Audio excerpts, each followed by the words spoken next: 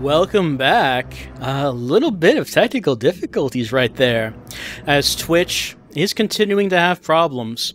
Esports is apparently a virus that Twitch just can't get out of its system, and we're all feeling the effects, all of us. But it's back to the most popular esport of all, League of Boyfriends. It looks like we're choosing a joint team of Devin and Theo this time. And if you remember last time, we did summon a demon. Again, can't seem to get away from that. We shot a beam of fire at it, which burned its head, and you might, for those in the chat, you might not have seen what happened. It got angry at us. Devin cast Confuse on the demon, and the demon wandered away. Now the three of us have to go after it. Alright, continuing on. The demon stomps down the road. Cars swerve to avoid the creature and instead collide with each other. Other cars run over curbs to escape the demon's path. Some drivers just slam on their brakes, open their doors, and sprint screaming from their vehicles. Okay, so this time we're actually seeing the reactions of people who are seeing this demon. Last time we didn't see anything. We were in the library the whole time. You, Devin, and Theo follow the wreckage, trying to decide your next course of action. You vetoed their attempted use of any more spells from the book. It's too powerful for them to attempt to use again. You need to be able to get a good look at it, but with the Aberith raising hell, it's difficult to catch a calm moment. The Aberith rips open the top of an SUV, its claws rending the metal into shreds. It reaches inside to grasp the driver. However, the lucky man manages to roll into the back seat and escape through one of the passenger doors. The Aberith grabs a handful of driver's seat and rips it up, bringing it to its nose and snuffling. It opens its giant maw and takes a bite. Why? Seat stuffing spills everywhere. The Aberith sneezes, spraying seat padding everywhere. Oh, that'd almost be cute if it wasn't trying to eat people too, Devin comments. Yeah, real cute, Theo snarls at Devin. Why don't you shut up and go do something useful? Go and find some help, I'll stay here with brainless Randy. Devin shoves Theo, his arm muscles bulging under his thin t-shirt. You can't protect anyone, pretty boy. You go get help. I'll be the one that stays. Confrontation between the two. They both start arguing. You shake your head. You can accomplish nothing if they aren't separated. It's the fastest way to stop their squabbling. The Aberith abandons its SUV snack and starts to move on, closer to Mountain State. You snatch the book from Devin's hands, nearly dropping it as you take on its weight. Both of you, quiet! One of you is going to find help. The other is going to stay and aid me. You pause to think. If you send Devin to alert the authorities, the police could at least clear campus, or maybe even put the demon down. They're not going to kill the demon. Come on, it's a demon. What are they going to do? Shoot it? It's probably not going to work. He'd be able to sprint the distance the fastest. Or you could send Theo all the way up to the Willow Magic Shop to ask the owner for help. It's a pretty far run, but Theo was the perfect choice for covering long distances. So chat, who do you want to send? Assuming you can even see the stream, because who knows? With esports happening, you can never tell. Okay, it seems like a few of you can. Most of you are saying that you want to send Theo. Yeah, Theo's not all that interesting, is he? So we're going to send him away, I guess. Honestly, Rick was much more interesting than either of these guys. You step between Theo and Devin, taking Theo's hand. Listen, we need to split up if we're going to accomplish anything. I need you to run to the Willow's Magic Shop. Theo frowns. But that's all the way up on Queen Street. I know, you say. That's why I need you to go. It's true, Devin butts in. I'm not good at running long distances. Theo shoves him, sending Devin stumbling back a few steps on the pavement. You just want to spend more time alone with brainless Randy. I'm not stupid. Oh yeah, Theo? At a time like this? A demon running amok and I'm just after some lovin'? Right. That's exactly what I'm trying to do, Devin retorts. Listen, you say again. Devin isn't the one sending you. I'm asking you. You remember the owner, Tamara, right? She might know what to do. Now, I know she's a member of one of the most powerful covens in this area. Now, you can run up there and get help, or not. Theo scowls, glaring at Devin and pushing up his shirt sleeves. I can get there. Yeah, fine. You give him a fast hug and a peck on the cheek. Theo flips Devin off as he starts running up the street, heading in the direction of the magic shop. You and Devin run in the opposite direction, sprinting towards the school campus. You both arrive, gasping at the lawn, the main quad for Mountain State. The Aberith has stopped for a moment and is sniffing at a fire hydrant. It pulls the metal from the ground, causing a sudden geyser of water. Students are running in all directions, screaming. It's only a matter of time before the Aberith loses interest in the hydrant and starts chasing after people. Oh, let's see. Well, we don't know the summon spirit spell. We could try to find some hot help in the science building. Or, let's see, we could try to take cover somewhere else. I mean, what do we want to do here? We'll say that number 1 is the banned one, since we can't access that. So number 2 or number 3, I guess is what we'll say here. I mean, there's really not much of a choice here. It's just basically go try to find either a hiding place or some help. There's nothing we can really do, I guess. Looks like most of you are saying we need to go to the science building, because science will help solve everything. The science building is called Curie, named after Marie Curie, the famous chemist and physicist. You remember from your orientation tour that it's one of the oldest buildings on campus. As you and Devin run through its hallways, the cracked linoleum tile and sagging drop ceiling only serve to further speak to the age of the building. That seems like a shame. The science building has fallen into such disrepair. But the fact that your tuition dollars aren't being spent on improvements to the Curie building isn't your main concern at the moment.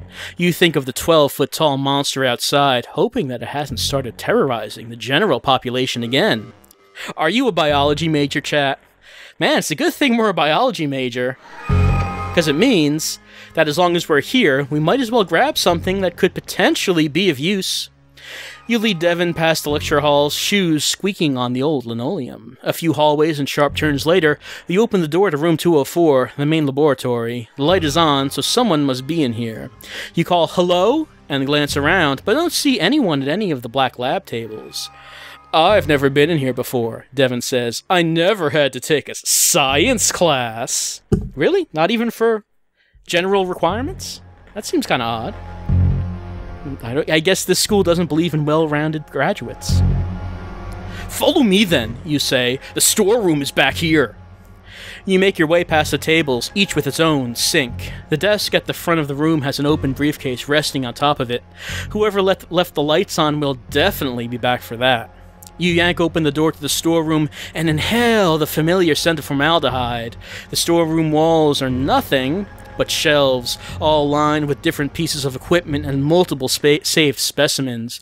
You rush past a shelf filled with jars containing vertical slices of human brain. The brainless Randy couldn't use that, I think. As well as several varieties of preserved frogs. Devin almost knocks over a piece of corkboard pinned with a wide variety of species of butterflies. Careful, you say. You continue on until you find the aisle with the chemistry supplies. Crouching down, you scan the bottles until you find what you're looking for. Undiluted H2SO4, more commonly known as sulfuric acid. You grab the small glass bottle and place it carefully into your pocket, hoping that you don't break it and give yourself a horrible chemical burn. I don't even need to ask you. I know that's dangerous stuff. Are you sure you should keep it in your pocket? Devin asks. Easy access, you say. Devin is the one who's asking about caution, the guy who summoned the demon. All right. Just as you're about to leave, Professor Holloway strides into the room. His tie is undone and hangs loosely about his thick neck. His gut strains at the buttons of his shirt. What's left of his brown hair is shaved down the stubble. He looks more like an angry wrestling coach than a biology professor. All right, well, knowing that... Brainless Randy, what are you doing back here? Holloway asks. Well, Dr. Holloway, you say, there's this big problem outside. I thought you might have heard it. I thought I heard some yelling while I was in the bathroom, he says. What's wrong?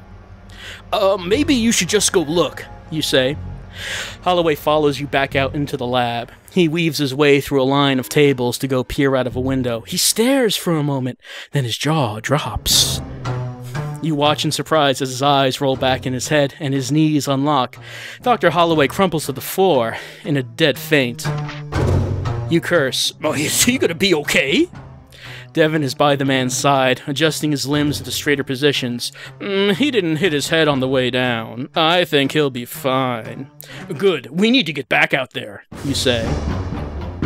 Alright, going back to confront the demon once again. You and Devin crash back through the double doors of the Curie building and emerge outside. Devin is back on the hunt, chasing after any student that crosses its path. One girl is lucky enough to sprint beyond its grasp before the demon can grab her. Instead of giving chase, the aberrith hunkers back down, resting on its haunches. You wonder why it doesn't move, and then you realize it might be too full to run. You suddenly feel sick. Your hand brushes against the bottle of acid in your pocket. An idea starts to form in your mind. Devin, you say, I hope you've been practicing your levitation spells. I'm pretty good at moving pebbles, he says. Why? You remove the bottle of acid from your pocket and place it on your palm. Concentrating, you cause it to rise and levitate in the air. I'm going to send it towards the demon.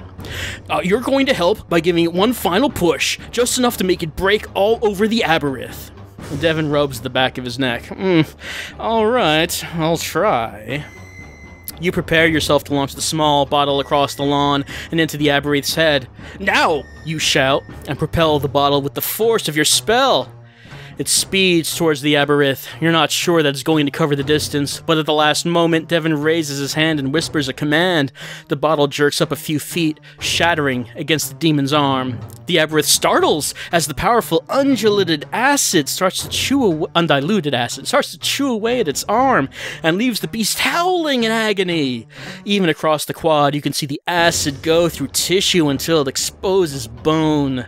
Apparently, beings from the nether realms can be harmed by earthly means, after all. Suddenly, you find yourself on the ground with Devin next to you. Oh my. You push yourself up, only to meet the steely gaze of Tamara Quillen, the owner of Willow Magic Shop.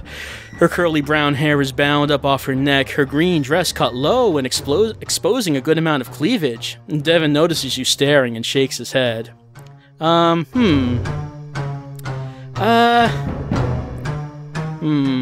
Not really sure what to go with here.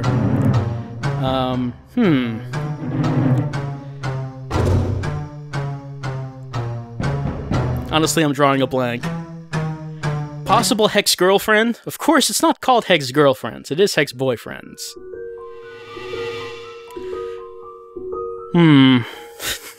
Julia Child? Do you want... Okay, the... Rita Repulsa? Could I do a Rita voice? I've never tried that. You fools! You've harmed the creature beyond... Apparently I can't.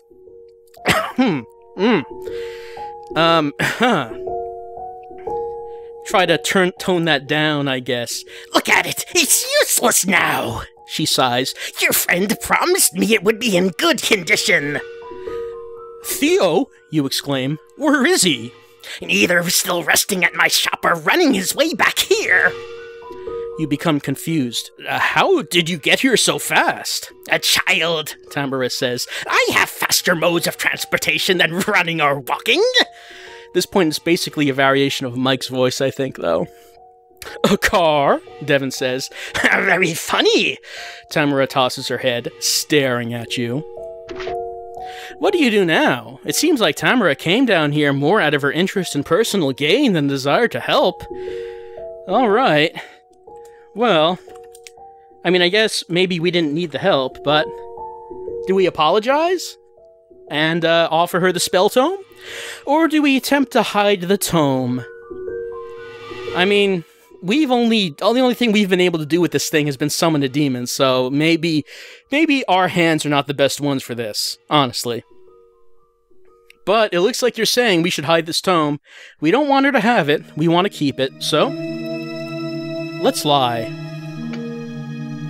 Tamara strides over to you. As she passes, you notice that she's not wearing any shoes.